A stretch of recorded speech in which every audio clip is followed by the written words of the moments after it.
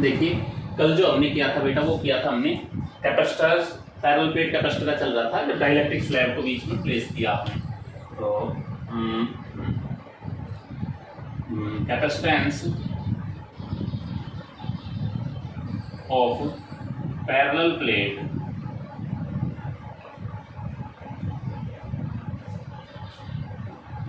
Capacitor when dielectric slab is placed between them, ठीक है ना बेटा। और जो थिकनेस थी स्लैब की आपने वो क्या लेट करके चले थे आप, टी मान ली, ऐसा ही किया था ना, टी थिकनेस के साथ। तो ये पॉजिटिव चार्ज प्लेट थी, ये इधर आपने कहा कि सर नेगेटिव है, इसके ऊपर चार्ज पॉजिटिव आ गया था, इसके ऊपर नेगेटिव था, बीच के अंदर एक ये डाइलेक्ट्रिक स्लैब आपने रखी थी, इसकी थिकनेस थी टी और प्लेट्स के बीच की जो दूरी थी, डिस्टेंस थी, वो थी डी। ये था आपके पास, ठीक है बेटा। तो डाइलेक्ट्रिक के अंदर जो आपने कहा था कि सर जो ई नोट है, ई नोट वो तो है ये अप्लाइड फील्ड, बट जो नेट इलेक्ट्रिक फील्ड डाइलेक्ट्रिक का आया था वो कितना आया था, ई नोट बाई के, ठीक है ना, नेट इलेक्ट्रिक फील्ड ये आया था। अब इसका जो रिजल्ट था आपका, रिजल्ट बताइए वो क्या आया था, रिजल्ट याद है तो, capacitance C is equal to A epsilon naught by D minus T plus T by K, याद है, यही था। और इसको मैंने बताया था आपसे दूसरा तरीका भी बेटा लिखने का, C is equal to A epsilon naught by D, D से ऊपर वाले को डिवाइड कर देता हूँ, D से नीचे वाले को, तो 1 minus T by D plus T by D के, और ये क्या बढ़ जाएगा फिर C is equal to A epsilon naught by D क्या होता है, कैपेसिटेंस कब, जब वो स्टार्टिंग में C नोट, तो C naught upon 1 minus T by D plus T by D के। कोई डाउट नहीं है इसमें भी, ये कैपेसिटेंस आए थे, पार्शियली फील्ड था क्यों यहाँ। अब इसी क्वेश्चन को थोड़ा और आगे बढ़ाता हूं मैं, देखिए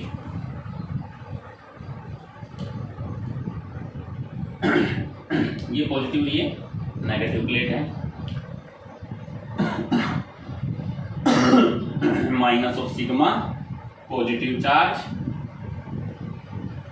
negative charge, this is the plate 1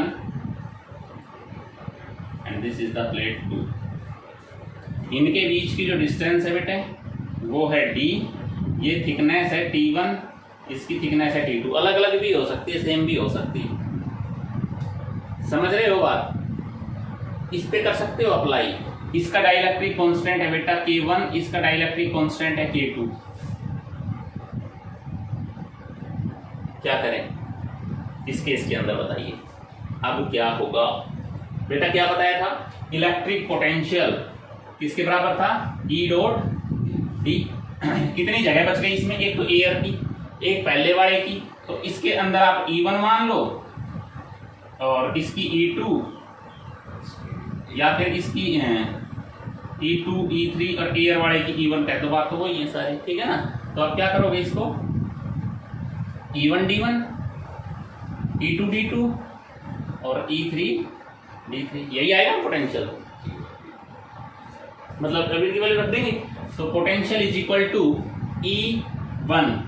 E1 electric field यहाँ कितना होगा, E नॉट, और D कितना है, एयर कितने कितने में है, D minus T1 minus T2, हो गई इतनी बात। अब प्लस E2, इसके अंदर E2 E not by K1, इसमें E नॉट बाई K2, तो E not by K1 T1, ठीक है ना, E not by K2 T2,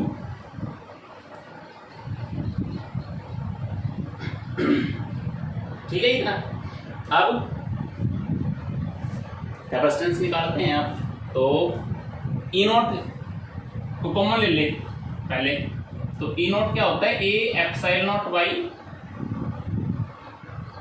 E not क्या होता है बताया था ना, हाँ सिग्मा बाई एप्सिलॉन नॉट, और इसको आप कह सकते हो Q by A epsilon not, ठीक है। तो ई नॉट टेक आउटसाइड, क्या बचा, D minus T one minus T two plus T1 by K1 plus T2 by K2, हो गई ये बात। अब इस एप्सिलॉन नॉट की जगह आप लिख लोगे क्या, Q बाई ई नॉट की जगह A epsilon naught into T minus T1 minus T2 plus T1 by K1 plus T2 by K2, understand. अब बेटा देखिए, अब आपको निकाला, we have to find capacitance. Capacitance का फॉर्मूला क्या होता था, Q बाई V। अब Q की वैल्यू तो Q वही और V की वैल्यू ये रही आपके पास में, इसको पुट कर दो इसके नीचे, तो Q by A epsilon not चला गया ऊपर, ठीक है। क्या बच गई यहाँ value, D minus T1 minus T2 plus T1 by K1 plus T2 by K2। एक बहुत अच्छी बात बताऊंगा मैं यहाँ पर, देखो D से ये Q से Q कैंसिल, तो कैपेसिटेंस की value I A epsilon not divide by D minus T1 minus T2 plus T1 by K1 plus T2 by K2, that is the capacitance of this system. समझिए ना, इस पूरे system पे capacitance आया। अब बेटा यहां पर एक चीज देखिए आप अच्छी सी, जब एक प्लेट थी, कोई एक स्लैब रखी थी इस कंडीशन के अंदर, तो रिजल्ट क्या था, मैं एक रिलेशन बनाऊंगा इनमें, C इज इक्वल टू ये वाला था ए epsilon upon D minus thickness इसकी प्लस टी बाई इसका डाइलेक्ट्रिक, यही था। अब जब दो प्लेट रख दी या दो स्लैब रख दी बीच में, दोनों पैरेलल प्लेट्स के बीच में, क्या आया, ए एप्सिलॉन नॉट अपॉन डी। देखो पहले भी रिलेशन है, माइनस माइनस होता था, पहले की थिकनेस माइनस दूसरे की थिकनेस प्लस, यहां प्लस ही तो था, एक प्लेट थी जिसमें अलग अलग से दोनों की रेशियो थिकनेस अपॉन डायमीटर, ठीक है।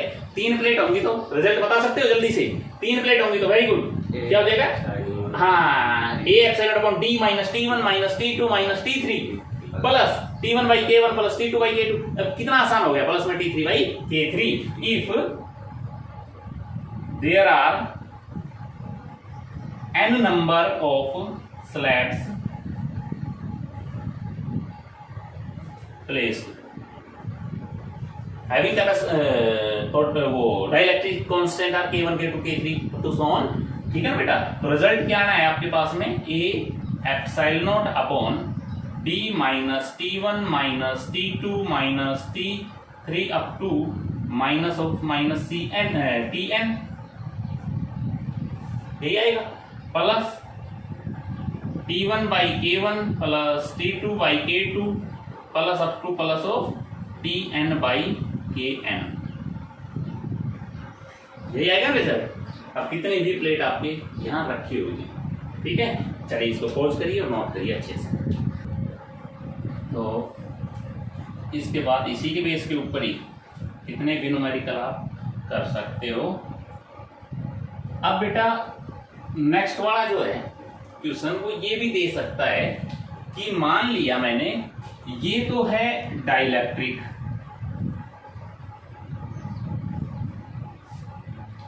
And this is the conducting,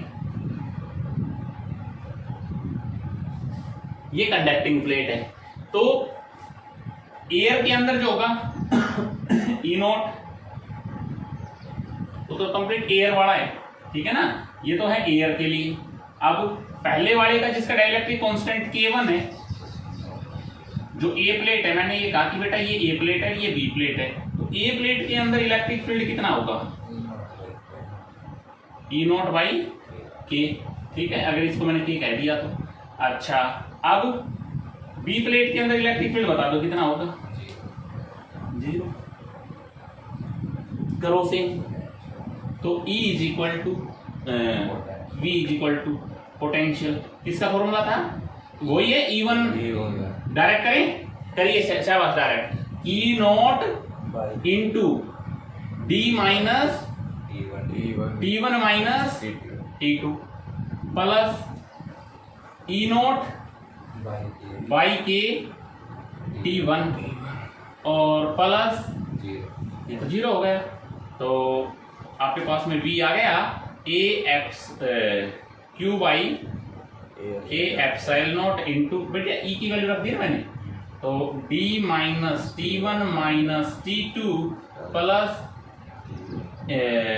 T1 by के। हो गई ये बात। अब जो C आएगा आपके पास में फाइनल रिजल्ट आपको खुद पता लग गया बेटा, क्या बना ए एप्सिलॉन नॉट, बस फाइनल रिजल्ट बोल दो, D minus T1 minus T2 plus T1 by के। बताओ आएगा कि नहीं। अब जर्नल अगर वो फॉर्मूला याद था आपके जर्नली, तो आप कैसे करते इसके अंदर, capacitance equal to shortcut time बचाने के लिए A epsilon upon D minus जितनी भी स्लैब रखी हुई है उनके थिकनेस माइनस में आएंगे, फिर प्लस T1 बाई K1, तो T1 बाई K1 कितना है के, डाइलेक्ट्रिक कांस्टेंट है इसका के, प्लस T2 बाई के, मेटल्स के अंदर कितना होता है के की वैल्यू 0, इन्फिनिटी सॉरी, हाँ तो इन्फिनिटी, समझ गए ना। यहां पर जो के आता है वो क्या आता है, इन्फिनिटी फॉर मेटल्स। आई समझ बात। ये कॉम्बिनेशन कब है, जब आपके पास में एक स्लैब किसकी आ गई, डाइलेक्ट्रिक की, दूसरी कंडक्टिंग की, कहीं एयर है, ठीक है। और इससे कंफ्यूज मत होना, कभी ये सोचो सर कई बुक में नोट भी ले रखा है कि ये एयर का पार्ट अलग ले लिया, ये अलग ये अलग, ऐसा कोई प्रोसेस लगा रखा है, कंफ्यूज नहीं होना। बट एयर वाले तो सारे सेम ही तो हैं, तो जो बच रही डिस्टेंस इन दोनों के अलावा वो सारी एयर की, इसलिए हम इसको एक ही पार्ट में काउंट करके चल रहे हैं, यही आएगी, डेफिनेटली दिखाई दे रहा है। अब आराम से आ गया ना समझ में, कर सकते हो। चलो इसके ऊपर नोट करो, फिर करते हैं आगे। ले भाई कर दे स्टार्ट इसको। अब देखिए बेटा, आज हम लास्ट टॉपिक लेते हैं इस यूनिट के अंदर से ही, ग्राफ का, ठीक है ना। देखिए क्वेश्चन आपके पास टॉपिक है ग्राफ बिटवीन, इसी टॉपिक के दौरान चल रहा है सारा काम, ठीक है ना। ग्राफ बिटवीन ई वर्सेस एक्स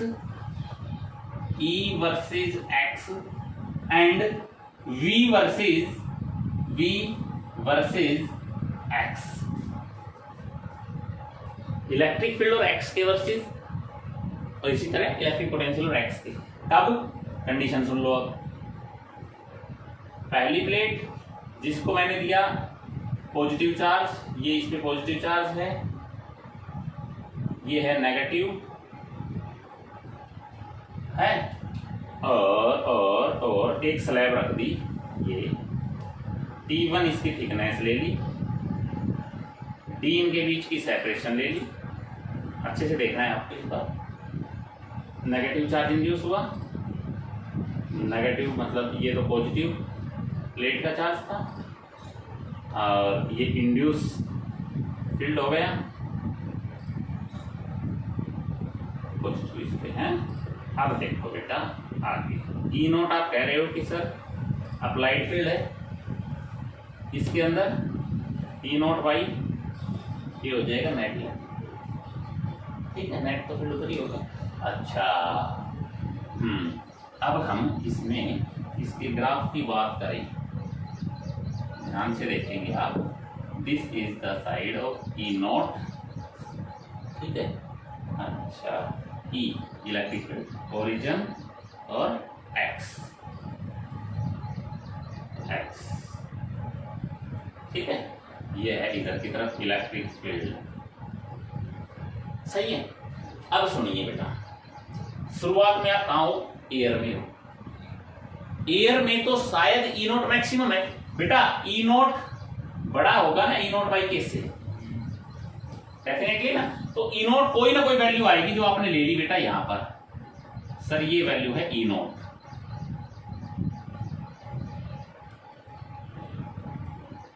स्लैब रखी हुई है ये, ठीक है।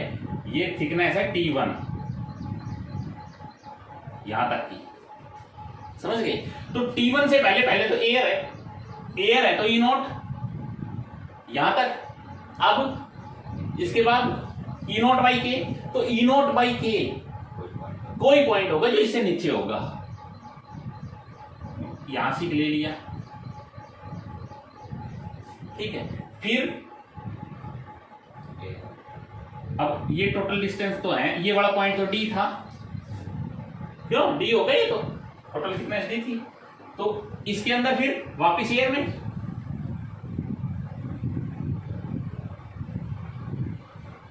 बन गया ग्राफ, समझ गए? अब इसी का ही ग्राफ बता रहा हूं मैं, v वाला x और v, ये x है, दिस इज द ओरिजिन। अब v की बात करते हो तो एयर में पोटेंशियल कितना था? v नॉट था ना एयर में पोटेंशियल v नॉट था, और उसमें फिर v नॉट बाई सिमिलर चीज बताओ, v नॉट ऐसा नहीं करेंगे, इसका मतलब कांस्टेंट हो गया बेटा।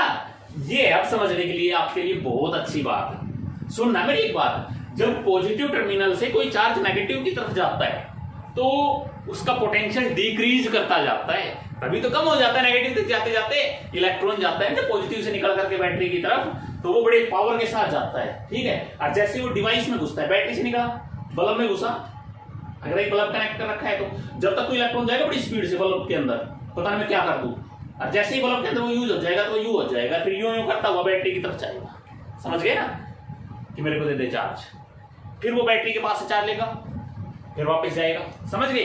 तो एनर्जी वो लॉस करता है अपनी। ये चीज ये बताती है कि जो पोटेंशियल है ना वो हायर से लोअर की तरफ जाते जाते क्या करता जाएगा? डिक्रीज करता जाएगा। तो बेटा डिक्रीज करता हुआ दिखाएंगे आप, वी नॉट डिक्रीज करता जा रहा है ऐसे। अब आपको ये देखना है कि वी नॉट जो है वो डिक्रीज कर रहा है, एक वी नॉट बाई के कर रहा है, तो ये डिक्रीज कम कर रहा है, ये कम कर रहा है। पोटेंशियल ये तो ज्यादा है, यानी कि ज्यादा वैल्यू डिक्रीज कर रही है, ये धीरे धीरे डिक्रीज कर रहा है, ठीक है ना। तो ये वाला तो जो ग्राफ बनेगा वो तो बनेगा ये, और ये फिर वही बात आ गई ना T1 स्लैब है यहां पर। अच्छा, अब यहां से जो आप ये ग्राफ जो करेंगे ना यहां तक का, तो आपको इसमें है ना जो कॉम्पिटिटिव बात आती है वो ये बनेगी, ये वाला पॉइंट आ गया वी नॉट से, ठीक है, कोई ए पॉइंट ही दे दिया आपने। अब यहां से जो डिक्रीज करेगा वो कितना करेगा? वो अब स्लो करेगा, डिक्रीज है ऐसे, एज कंपेयर टू दिस। अब यहां डिक्रीज कम करेगा, ये एंगल यहां बनेगा, this angle is θ1 and this is θ2। ध्यान रखना यहां पर θ1 ऑलवेज ग्रेटर देन θ2 इस जगह पर। ये क्या चीज समझाना चाह रहा हूं मैं यहां पर, पोटेंशियल डिक्रीज एयर में ज्यादा करेगा एज कंपेयर टू डाइलेक्ट्रिक, समझ गए? तो V का जब आप ग्राफ बनाएंगे पोटेंशियल का x के रेस्पेक्ट में, तो वो ऐसे बनाएंगे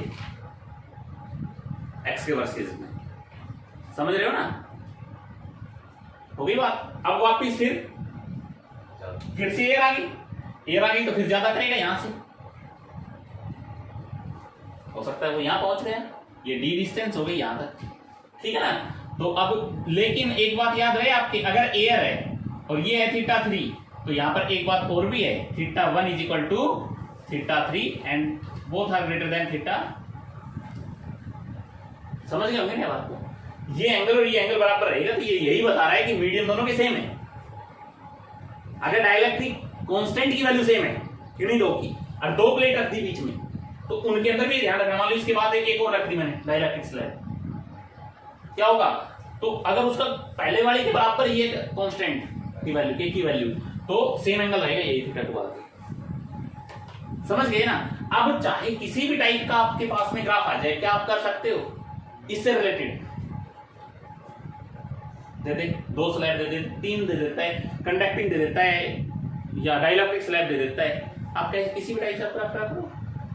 अब अगर इसमें इसी प्लेट को कंडक्टिंग मान लो, तो कंडक्टिंग में इलेक्ट्रिक फील्ड क्या हो जाएगा? 0। अब समझना बेटा एक बात, छोटी सी बात है कि एक प्लेट ये है, एक कंडक्टिंग है, एक डाइलेक्ट्रिक है, और फिर ये प्लेट है, ये पॉजिटिव प्लेट, ये नेगेटिव प्लेट। छोटी सी बात बता रहा हूं मैं, ये डाइलेक्ट्रिक है, इसका कांस्टेंट है के, ठीक है, यानी कि यहां तो है E0 पहले एयर में तो इलेक्ट्रिक फील्ड, यहां पर कितना होगा भाई E0 बाई के, और यहां पर इलेक्ट्रिक फील्ड क्या हो गया 0, और यहां पर फिर से क्या हो गया E0 बाई E0 हो गया, ऐसा ही होगा ना। अब इसका जब आपको ग्राफ बनाना पड़ेगा तो क्या करोगे, इसके ग्राफ के लिए